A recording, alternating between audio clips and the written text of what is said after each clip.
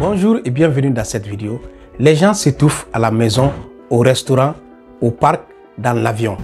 C'est un phénomène très important et même vital. Dans cette vidéo, je vais vous démontrer une technique qui va vous permettre de sauver des vies dans quelqu'un qui est en train de s'étouffer.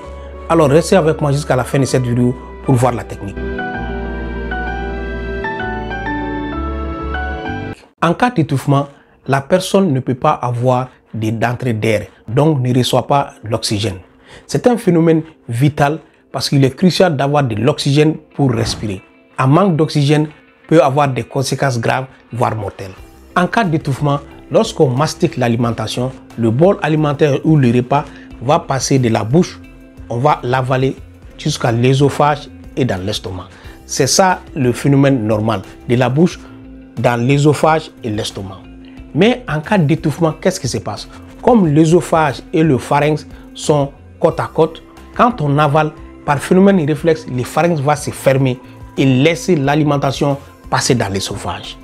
Mais chez les personnes âgées et chez les enfants, le réflexe du pharynx n'est pas développé, les muscles ne sont pas développés à ce niveau et ces deux tranches d'âge ont des grands risques de faire des étouffements.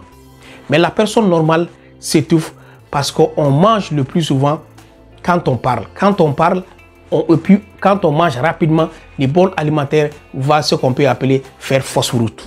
C'est-à-dire, au lieu de passer dans l'œsophage, quand on mange rapidement, le pharynx va avoir la difficulté de se fermer rapidement et le bol alimentaire, au lieu de passer dans l'œsophage, va passer dans les pharynx. Et quand ça passe dans les pharynx, il ne va pas descendre, il va se bloquer dans les pharynx et on ne peut plus respirer.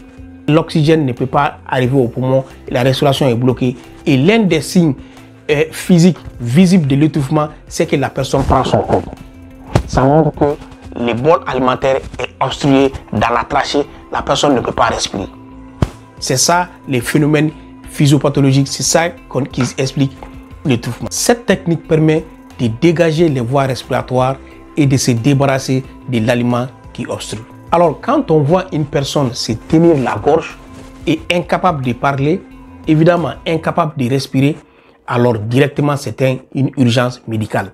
Il faut intervenir rapidement pour pouvoir dégager les voies respiratoires pour que cette personne puisse recevoir de l'oxygène afin de respirer.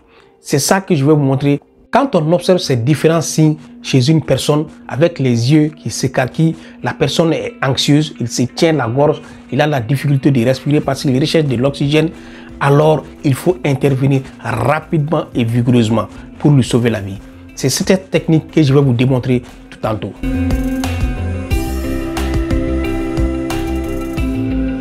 Avant d'arriver à la démonstration de la technique qui permet d'intervenir en cas d'étouffement, si vous avez aimé cette vidéo jusqu'à présent, alors donnez-moi un petit pouce, abonnez-vous à cette chaîne, puis partagez cette vidéo pour pouvoir sauver des vies des gens qui s'étouffent. La manœuvre ou la technique qui permet d'intervenir et sauver des vies des gens qui s'étouffent est appelée la manœuvre d'Heimlich.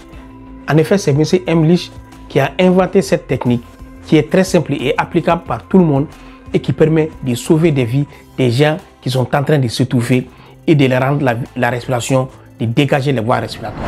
Voilà, je suis debout parce que je vais vous montrer la manœuvre d'Heimlich. En quoi consiste cette manœuvre? La manœuvre, premièrement, il faut d'abord repérer l'ombilic. Moi, mon ombilic est ici.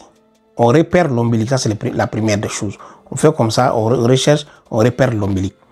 Après avoir repéré l'ombilic, on se déplace un peu au-dessous de l'ombilic, c'est-à-dire en bas de l'ombilic.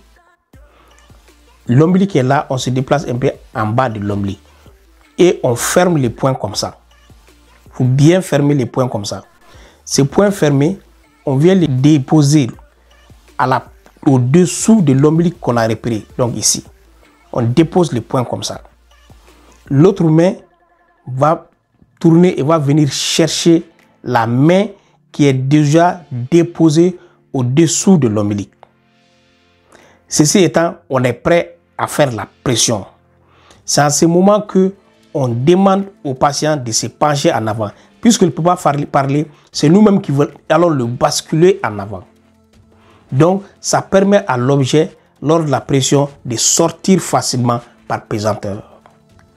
Lorsqu'on applique la main au-dessous de l'ombilic, l'autre main va venir les rejoindre pour donner, c'est celui-là qui va faire le travail pour donner la pression. On demande au patient de s'aplatir un peu.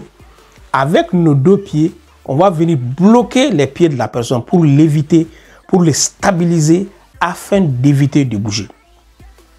À cet effet, la main est appliquée et on fait une grande pression plusieurs fois. On fait comme ça.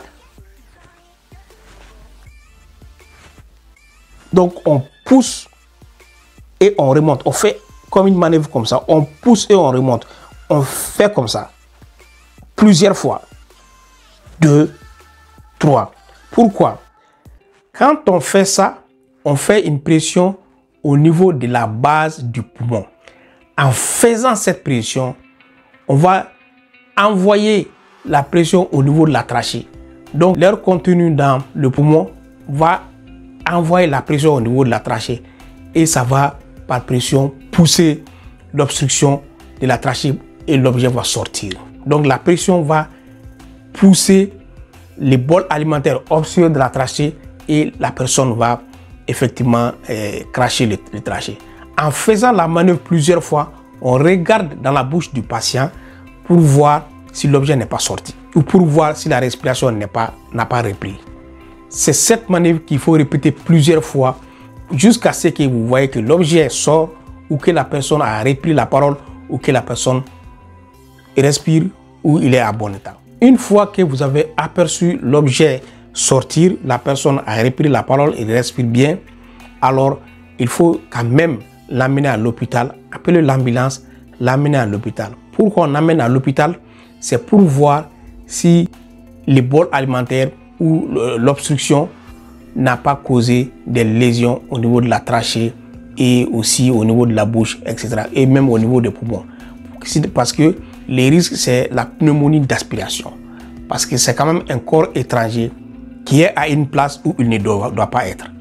Donc, on va faire une radiographie du poumon, on va examiner à l'intérieur de la bouche pour voir s'il n'y a pas de lésion et donner des antiacides, les médecins qui vont voir ça. Alors, pour faire une petite récapitulative, quand vous mangez avec quelqu'un et qu'il est en silence et que vous le regardez, il commence à tousser, il met sa main à sa gorge, il essaie de chercher de l'oxygène et il est incapable de parler, alors ça, c'est un signe d'étouffement. Il faut agir rapidement en faisant la manœuvre d'Heimlich. La manœuvre d'Heimlich consiste à repérer l'ombilic, à mettre la main au-dessous de l'ombilic, même si on ne le fait pas bien, mais à mettre la main au-dessous de l'ombilic et à faire une vigoureuse pression à ce niveau qui va mettre la pression sur la trachée et l'objet va sortir en vomissant. C'est une manœuvre qui marche et qui a déjà sauvé beaucoup de vies. Si vous avez aimé cette vidéo et que ça vous a appris quelque chose de valeureux, alors n'hésitez pas de vous abonner et de la partager. Prenez soin de vous et prenez soin des autres. À la prochaine.